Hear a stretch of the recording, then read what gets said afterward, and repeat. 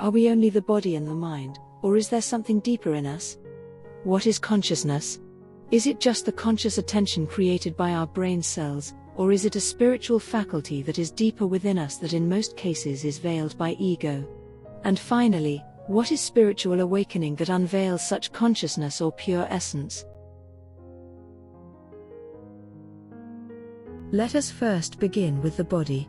Human body is one of the most complex masterpieces of creation. It is a vehicle that allows us to travel the journey of life in. Therefore, in some sense, it is a sacred gift, and we are responsible to look after its health and not misuse it. As this vehicle is healthier, the journey of life in it would be more comfortable. We keep it healthy by eating healthy food and doing regular exercises, and certainly do not misuse it by staying away from junk food and refraining from alcohol and drugs abuse. A healthy and physically fit body can show itself over 20 years younger in the older ages. That is why they say age is just a number. With all its importance, however, the body is temporal, worldly, and mortal. It is vulnerable to sickness, aging, and it finally dies. Therefore, depending too much on it, being arrogant about it, or judging others based on it, is delusional. The human body, like all other forms of existence on the planet, consists of natural elements, that is the same stuff that is in nature, on our planet, and in the universe.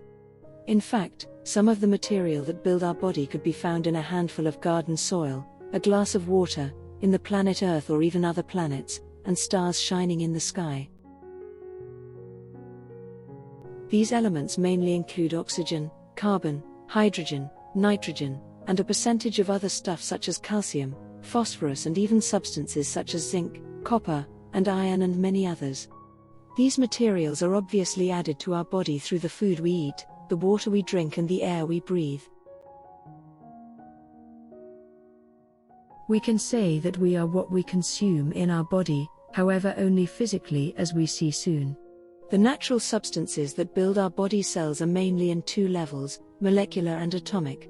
It means our body contains many atoms and physical particles just like any other objects in the world.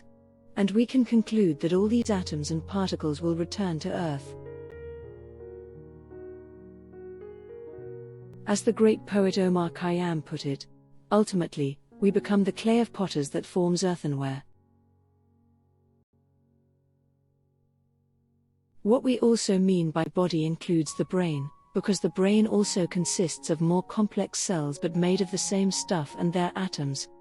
We need to remember this fact in our next discussion, where we argue that although the brain is the producer of the mind and its products, however, it seems that the body and even the mind are not the only parts of our true being, and not certainly what make who we really are in essence.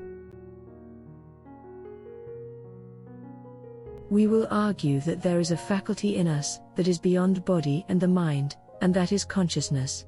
We will be discussing the mind and consciousness in the subsequent videos.